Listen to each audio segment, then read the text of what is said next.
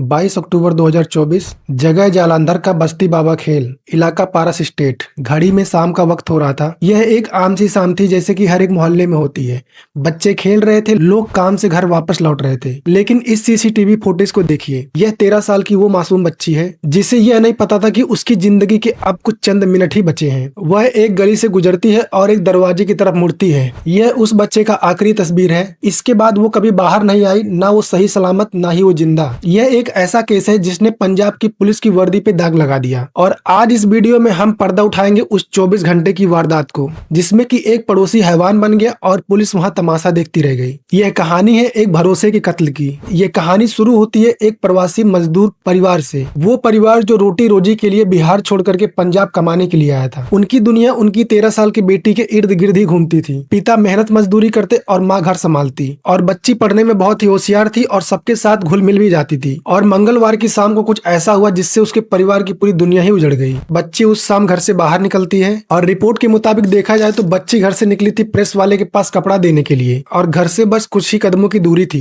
माता पिता को ये लगा कि बेटी अभी आ जाएगी। 10 मिनट बीता, 20 मिनट बीता, लेकिन फिर 1 घंटा हो गया। और जैसे जैसे सूरज ढल रहा था वैसे वैसे परिवार की बेचैनी भी बढ़ रही थी। माँ बार बार दरवाजे पे आती और गली में झांकती, बस इसी उम्मीद से कि मेरी बेटी अभी आ जाएगी। लेकिन गली वीरान थी। इंतजार करते करते रात के 8 बज गए। माता पिता ने आसपास के पड़ोसियों से पूछना चालू किया कि क्या आपने मेरी बेटी को देखा, लेकिन हर जगह जवाब एक ही मिला कि नहीं, हमने नहीं देखा। घबराहट अब पूरी तरीके से डर में बदल गई थी और पूरा मोहल्ला इकट्ठा हो गया और किसी अनहोनी की आहट हवा में तैरने लगी। रात गहरी हो चुकी थी। परिवार वालों ने पुलिस में कंप्लेन किया। बस्ती बाबा खेल थाना की टीम मौके पर पहुंची, लेकिन पुलिस के लिए यह एक नॉर्मल मिसिंग केस जैसा ही लग रहा था। लेकिन वहां के लोग जानते थे कि मामला कुछ और ही है। तभी मोहल्ले के कुछ जागरूक लड़के और आसपास के लोग भी अपनी जांच शुरू कर दिए। उन्होंने गली में लगे सीसीटीवी कैमरे की फुटेज की भी जांच शुरू कर दी। तभी उन्हें एक सुराग मिलता है जिसको देख करके सबके रोंगटे खड़े हो गए। सीसीटीवी कैमरे में साफ दिख रहा था बच्ची अपने पड़ोसी हरमिंदर सिंह उर्फ हैप्पी के घर की तरफ मुड़ती है और उसके घर के अंदर चली गई। ध्यान से देखिए, बच्ची घर के अंदर जाती हुई दिखाई तो देती है, लेकिन घंटों बीत जाते हैं लेकिन वो वापस नहीं आती है। हरमिंदर सिंह, जिसे लोग हैप्पी कहते थे, वो उसी मोहल्ले का रहने वाला था। वो परिवार को अच्छे से जानता था, लेकिन उस रात उसके घर का दरवाजा उस बच्ची की मौत का दरवाजा बन चुका था।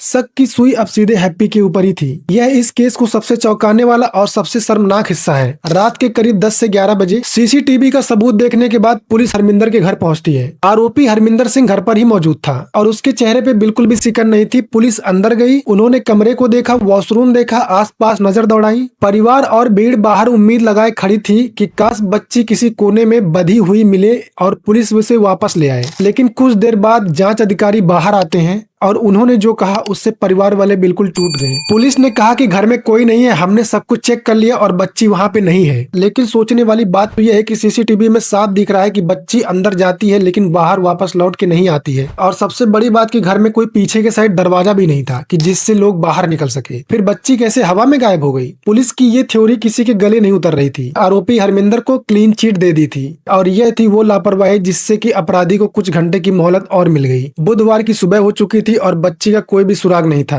और पुलिस की नाकामयाबी पर लोगों का गुस्सा उबल रहा था और मोहल्ले के लोगों को यह यकीन था कि पुलिस ने अपना काम ठीक से नहीं किया और उनका सिक्स सेंस यही कह रहा था कि बच्ची उसी 4 दीवारी के अंदर ही कहीं कैद है। 5:15 तक ਅਸੀਂ ਰਿਕਾਰਡਿੰਗ ਦੇਖੀ, ਉਹ ਚ ਕੁੜੀ ਬਾਹਰ ਨਹੀਂ ਆਈ। सारा मोहल्ला यही कही जा रहा है कि कुड़ी इन्हां दे अंदर ही है, कुड़ी इन्हां दे अंदर ही है। और दोपहर होते होते सबका सब्र टूट चुका था। और सबसे अच्छी बात यह थी कि वहां के मोहल्ले वाले लोग बहुत ही सपोर्टिव थे।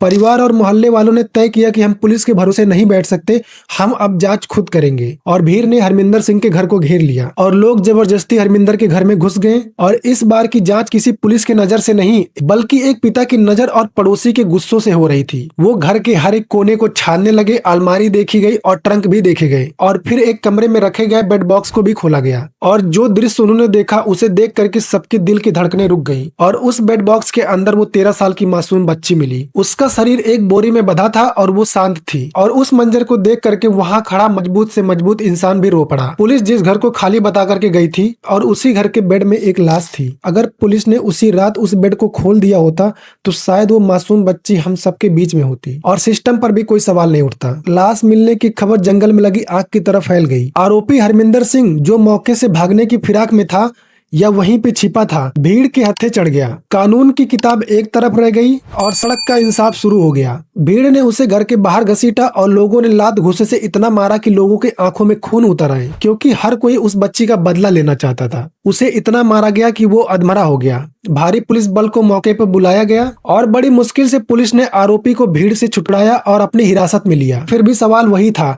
कि पुलिस अगर ईमानदारी से अपना काम की होती तो शायद ये नौबत ही ना आती। बच्ची के मृत शरीर को सिविल अस्पताल ले जाया गया। पोस्टमार्टम रिपोर्ट और शुरुआती जांच में ऐसी बात सामने आई जो कि दिल दहलाने वाला था। रिपोर्ट के मुताबिक आरोपी ने बच्ची के साथ जबरदस्ती करने की कोशिश की थी, लेकिन जब बच्ची ने विरोध जताया तो आरोपी ने उसका गला घोट करके जान ले ली। उस बच्ची के शरीर पर लगा हर एक चोट का निशान ये गवाही था कि उस बच्ची ने उस हैवान से बचने के लिए कितनी कोशिश की थी। हत्या के बाद लाश को ठिकाने लगाने के लिए लाश को एक बोरी में भर करके उसने बेड में रख दिया। इस मामले में पुलिस की कारीगरी पूरे पंजाब में फैल गया। उच्च अधिकारियों ने तुरंत एक्शन लिया। लापरवाही बरतने वाले एएसआई को सस्पेंड कर दिया गया और विभागीय जांच का आदेश दिया गया। लेकिन सवाल यह था कि क्या वो सस्पेंशन उन परिवार वालों को उनकी मासूम बच्ची लौटा सकती है? पुलिस ने आरोपी हरमिंदर के खिलाफ भारतीय न्याय संहिता बीएनएस और आईपीसी की गंभीर धाराओं के तहत मामला दर्ज किया गया। Murder, destruction of evidence, POCSO act. आरोपी भले ही सलाखों के पीछे है, लेकिन यह घटना हमारे समाज को आईना भी दिखाता है। जालंधर की इस घटना ने हमें 3 कड़वे सच सिखाए। पहला, पड़ोसी पर अंधा भरोसा। हम सोचते हैं कि हमारा बच्चा पड़ोस में सुरक्षित है, लेकिन अपराध कहीं भी हो सकता है। दूसरा, पुलिस की जवाबदेही। अगर जनता और आसपास के लोग दबाव न डालते तो शायद यह केस भी गुमशुदगी के फाइल में कहीं दब के रह जाता। तीसरा और सबसे खास, सतर्कता। अगर वहां पे सीसीटीवी कैमरा ना होता तो शायद वो अपराधी कभी भी पकड़ा ना जाता। इस परिवार का दुख हम कम तो नहीं कर सकते, लेकिन हम एकजुट होकर के आवाज उठा सकते हैं कि हरमिंदर जैसे दरिंदे को फांसी से कम सजा ना दी जाए। आपका इस पुलिस के लापरवाही पर क्या कहना है? क्या पुलिस की रिफॉर्म का जरूरत है? अपनी राय कमेंट बॉक्स में जरूर बताएं, क्योंकि आपका एक सही सलाह हमारे समाज को बचा सकता है। ऐसे ही फैक्ट चेक्ड क्राइम और सोशल इश्यूज पर वीडियो देखने के लिए सब्सक्राइब करें फैक्ट विद अक्षय और इस वीडियो को ज्यादा से ज्यादा शेयर करें, ताकि हमारा समाज और हमारे देश के छोटे छोटे भविष्य ऐसे दरिंदों से बच सके। तो मिलते हैं नेक्स्ट वीडियो में, तब तक के लिए जय श्री राम।